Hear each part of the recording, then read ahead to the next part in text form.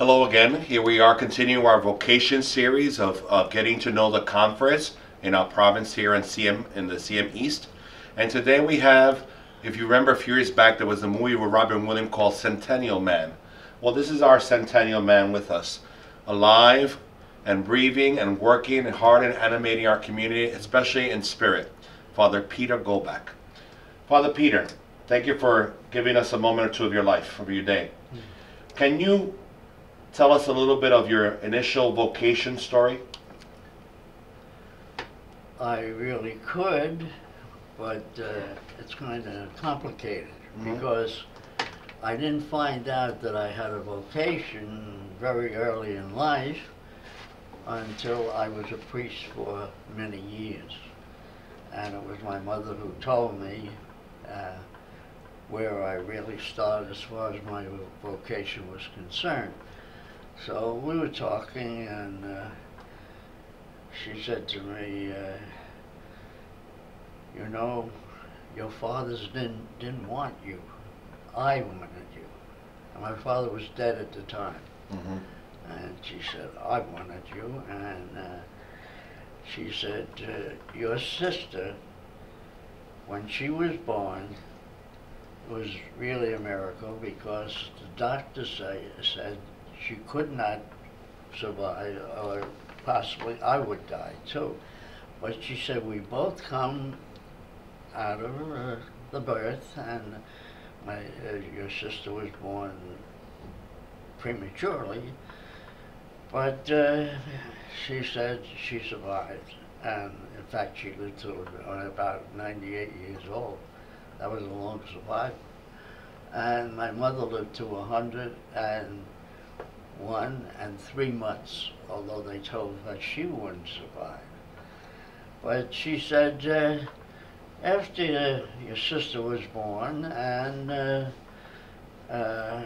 doctors, we talked to the doctors again, the doctors told us that I could not have another baby for 5 years. She said, and he said, after 5 years, he said, we'll determine whether you could have another child. He said, but no children for at least 5 years. So my mother went out of the office with my father, and she turned to him and she said, Tom, I want a baby. Now. Not 5 years from now. Now.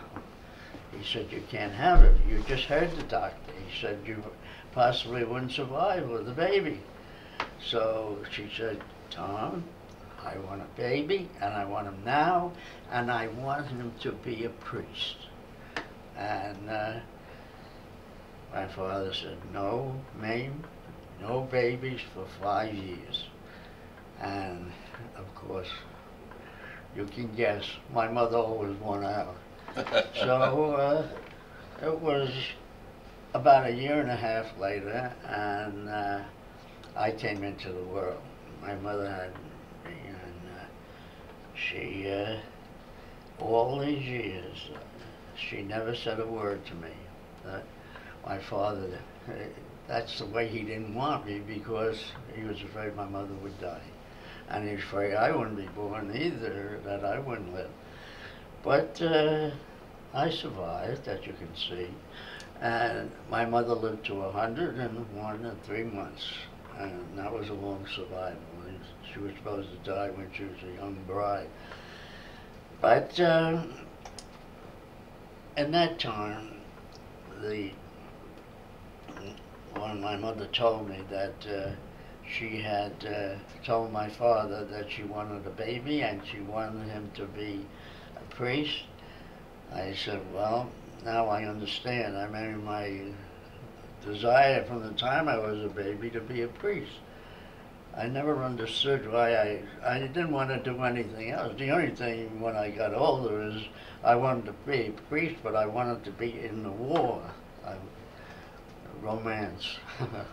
And be on the battlefield and go into the foxholes, and of course the soldiers at that time would be very, very anxious to make their peace with God, and I thought, boy, I'll have an easy time with bringing a lot of people to heaven. So I wanted to be a campus chaplain. Not a campus chaplain, but a regular chaplain in the war when I was ordained. But that was my desire. But this my mother told me. I think it was under the influence. I always gave her a Manhattan.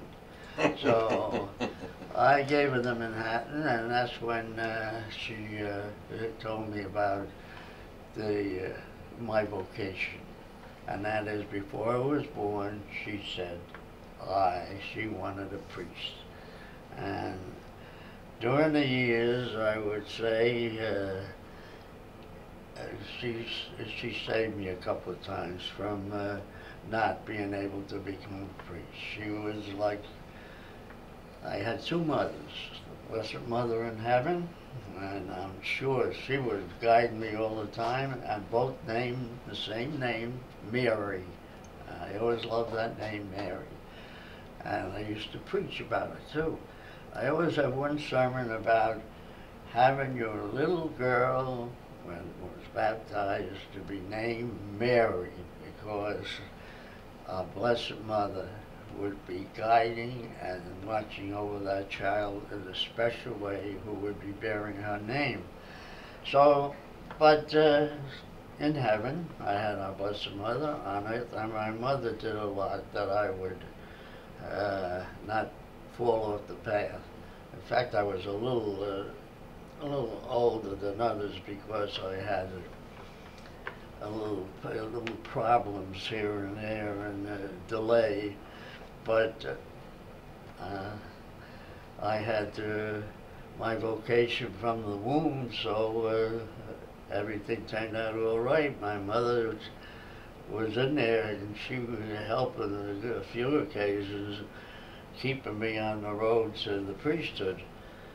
And so I would say, if you want to know when I first realized my vocation, it was when my mother told me that she wanted to preach, and I was it.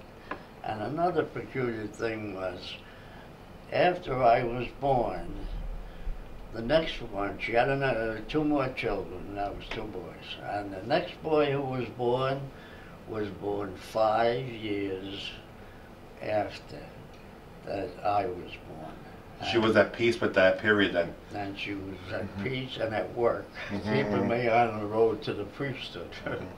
And here you are.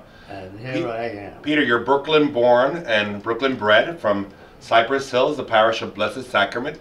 A parish is still alive and vibrant today in Brooklyn. What, all these years as being a missionary in the community for the Vincentian, you served a long time, you're still serving. What would you say as the message for those that are coming like after us for information? What message would you like to give them today? You mean young boys? Young men in formation, or young women who are thinking about the vocation in the daughter charity or other communities. What message would you give them in their desire to discern their vocation? What would you tell them? I would tell them one of the things that was the means of keeping me on the road to the priesthood and making me certain that I would get there was attending the Miraculous Medal Novena on Monday night. And I was in the choir, and I used to could never miss the Miraculous Medal Novena. And I would say that that was one of the prime things, and of course Mass in the morning. And of course, when I was a little fellow, you'd always get the first Mass. You had 6 o'clock Mass, and you'd have that for a week. But those Mass number 1, every day, and there you are with God Himself on the altar, sacrificing Himself again. And you can talk to Him and tell Him you want to be another Jesus, another Christ, and to do His work here on earth. And of course, then you will get the help that you need right from our Lord, who will be there on the altar. And of course, then our Lord gave you His Blessed Mother. He knew you'd have trouble. He knew the devil. He always fights against those who want to be a priest. And he'd do anything to get them because he knows he gets many souls away from God. And therefore, God knowing that, he gave his mother to us as our mother. And we should always realize that. And devotion to Our Lady, time of temptation and time of trouble, always remember Our Lady gave you her rosary to remind you that she's right with you in time of temptation, and the miraculous medal around your neck. And when the devil comes against you with temptations against the virtue of chastity or any other temptation, just grab the medal and tell our Blessed Mother she's your mother, and as your mother, she should help you right now because you need her strength. Well, thank you, Peter, for that. So we can say prayer is very important. The participation in the sacraments and devotion, personal devotion to Mary, and to really know that people are there interceding for us, to have that confidence that we do not walk alone. Thank you for that message, Peter. And thank you for sharing. I know many people think when we say around this is we have one of our greatest confreres that lives with us here in the house. He's 100 years old and he keeps on inspiring us. And it's really true. Thank you, Peter, for that, for your life and your dedication. I see and the community sees how much you are a man of prayer. And it's for us as young priests, we are very enthusiastic with that because it helps us also to see how important prayer is, that have that faith-based life that keeps us going and nurtured in our ministry. So thank you for your example.